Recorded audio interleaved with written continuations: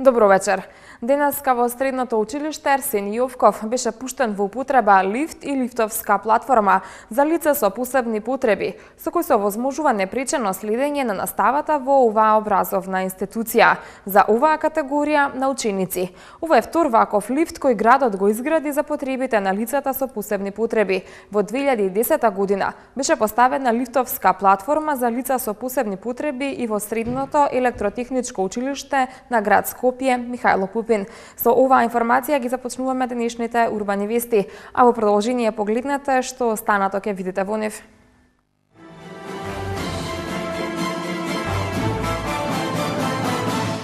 Доделени 210 ваучери на пензионери со ниски примања во општина Ѓорче Петров.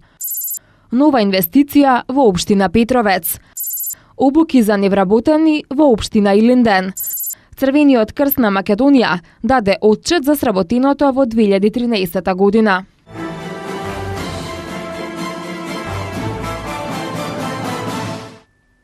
Во урбаната заедница Мирчацев во општина Ѓорче Петров денеска Сдруженијето на пензионери во соработка со општината додели 210 ваучери на пензионери со ниски примања. Ова е петти пат поред да се доделуваат вакви ваучери и пакети на граѓани со ниски пензиски примања од општина Ѓорче Петров. Томислав Атанасовски ги има деталите. Денеска во урбаната заедница Мирчацев во општина Ѓорче Петров на 210 пензионери со ниски примања им беа доделени ваучери во висина од 2000 денари. Сдруженијето на пензионери Ѓорче Петров во соработка со општина Ѓорче Петров по пети пат го реализираат овој проект, кој е со цел овие граѓани од општината подобро да ги поминат предстојните новогодишни и божикни празници. Сдруженијето на пензионери ова го прави по пети пат. Веќе ги доделуваме. Досега доделуваме пакети, меѓутоа сега им даваме ваучери со кои ќе можат тие во одредена организација во која ние сме се договориле, тоа е организацијата Тедико, каде ќе можат за износ од 2000 денари да си купат производи пред нова година. Картичката важи цела 2014 година, со тоа што тие и понатаму кој ќе се исцрпи вредноста на картичката имаат право на попуст од 3% да пазарат во таа организација. Да напоменам дека ние од вкупните средства што ги добиваме од членарината на пензионерите, преку 50% ги наменуваме за ова намена, за помош на пензионерите.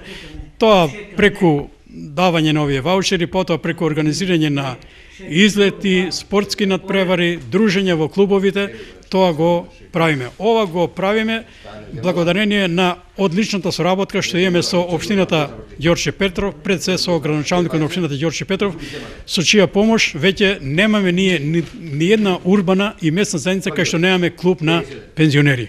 Таму пензионерите се дружат, разговараат, има печат да прочитат, да гледат телевизија и да се поминува слободното време. Пред новогодишните празници да им посакам на сите пензионери, не само во општината Ѓорче Петров, туку и во цела Македонија и на сите граѓани на Македонија, среќна нова година, вечни божични празници, многу радост, многу среќа и добро здравје на нив и на нивните семејства. Ваучерите ќе може да се користат во текот на целата година со тоа што ќе имаат и попуст од 3% на секоја направена сметка. Сдруженијето, кое брои 6500 члена за идната година, подготвува и проект Социјална карта на пензионерите во Ѓорче Петров. Со него се предвидува на сите пензионери од општина Ѓорче со ниски примања да им се помага со пари од касата на Сдруженијето, но ќе бидат вклучени и општината и спонзори.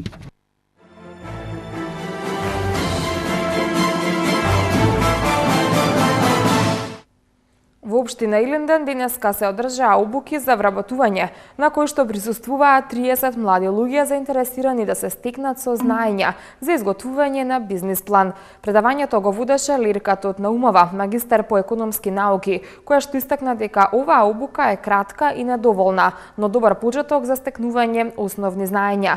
Секој од посетителите на обуката ќе добие и сертификат. 6 години работиме на проектот самовработување. Довме дека кога треба идејата да се трансформира во бизнис планот, доваѓаме до многу големи проблеми. Луѓето се неедуцирани. Значи, интуиција не е веќе добар елемент да се направи еден бизнис план. Потребна е едукација. Значи, потребно е предприемачот, пред да тргне во инвестирањето или во собствениот бизнес да се едуцира, да знае основните економски категории кои треба да ги презентира на оној што треба да му го изготви бизнис планот, тој консултантот. Бизнис планот е документ кој треба да ја одлучи и да донесе бизнис одлука. Без изготвување на бизнис планот како експерт за бизнис планови им препорачувам и со долгогодишно искуство да никогаш не почнуваат сопствениот бизнис ако претходно не се го направиле бизнис планот. Се разбира дека ова е една едукација која е кратка, не може да ги обучи. Треба една комплетна обука дел по дел, но ова обука ќе им овозможи денеска на овие млади луѓе и се радувам што се во голем број овде од општина Илинден, да стекнат еден логичен пристап како и што изгледа бизнис планот, што е бизнис планот и како тие можат да му помогнат на консултантот да го изготват еден добар бизнис план. Словенската фирма Регенерација, која што се занимава со изградба на пречистителни станици, ќе гради фабрика во индустријската зона во општина Петровец. Покрај неа интерес има и од турска компанија.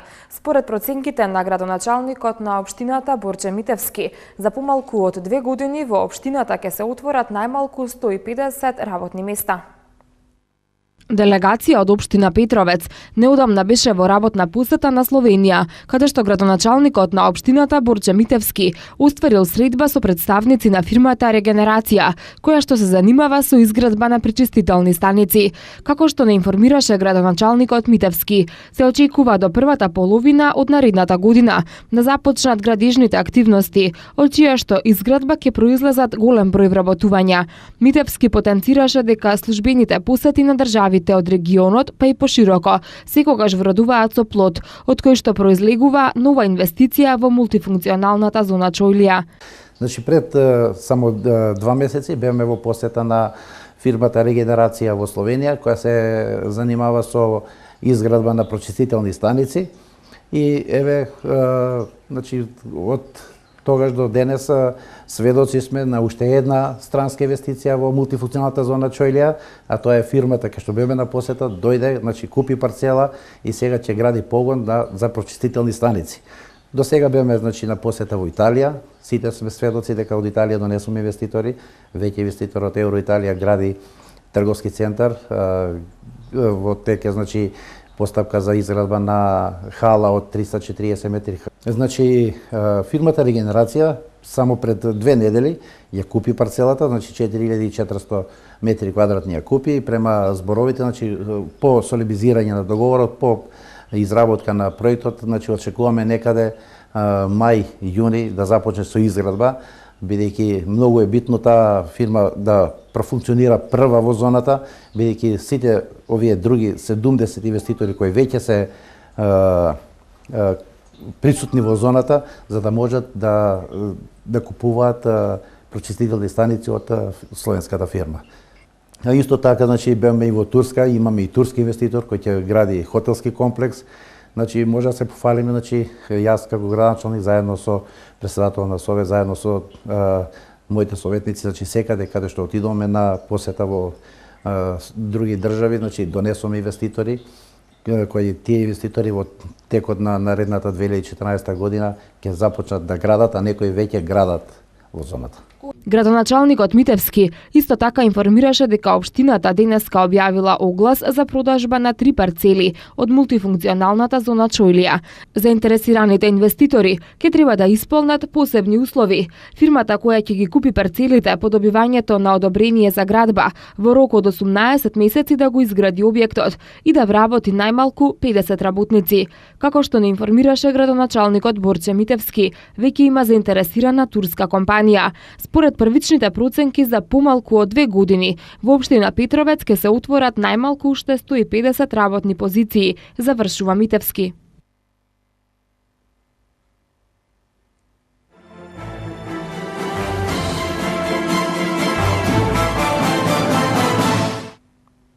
Црвениот крст на Република Македонија денеска на средба со новинарите ги објави активностите кои беа реализирани во 2013 година, а по кои оваа организација ќе остане запаметена. Председателот Саид Саид истакна дека волонтерите на Црвениот крст вкупно 7000 на број, како и членовите, чишто број изнесува 7800. Најголемо внимание посветиле на крводарителските акции, грижата за старите лица, како и за лицата со посебни потреби, но и за безбедноста на вода и на планина. Промоцијата на хуманите вредности е приоритетна мисија на Црвениот крст, која најавија дека и во иднина ќе ја остваруваат, пред се со помош на медиумската поддршка. И Црвениот крст на Република Македонија по своите редови некаде има околу 7000 волонтери кои се водат во нашите евиденции. Од нив почесто активни или поприсутни во работењето во рамките на општинските организации. Црвениот крст на град Скопје се некаде околу 3500. Во делот на здравствената сфера во нашето работење би кажал дека минатата година успеавме да обучиме некаде околу 10.500 кандидати за возачи, значи во делот на првата помош. Се вклучивме и во она што Министерството за здравство го оваа година во делот на обуката за користење на автоматски недворечен дефибрилатор, и тука околу 570 представници на државните институции ги обучивме. Во делот на крводарителството можам да кажам со задоволство дека последниве 10 години сме добри, заедно со Институтот за трансфузионна медицина. Нешто што го правевме со успех во минатата година, односно во оваа година се уште. Во еден дел бевме поддржани од владата на Република Македонија преку еден проект кој ние го аплициравме. Тоа е делот на едукацијата за подигнување на свеста за превенција од трговија со луѓе, некаде беа фатени околу 1669 учесници. Работата со старите лица, грижата за стари лица во домашни услови, започнавме со Крива Паланка, Велес и Скопје, во кои се опатени околу 203 лица. Нешто што добро го правиме повеќе години, повторно, повелам повеќе, можеби е трета година, тоа е соработката со Комерцијална банка, а се однесува на работа со деца со посебни потреби. Безбедноста на вода е една дејност која само ние работиме во државата. Тие спасители, тоа се наши луѓе, наши волонтери, кои тие месеци се ангажирани и се грижат за безбедноста на туристите, значи на тие места. Франк Рибери е прогласен за играч на годината во германската Бундеслига. Барбара Берлускони и официјално е новата подпредседателка на фудбалскиот клуб Милан. Следуваат спортските вести веднаш по рекламите.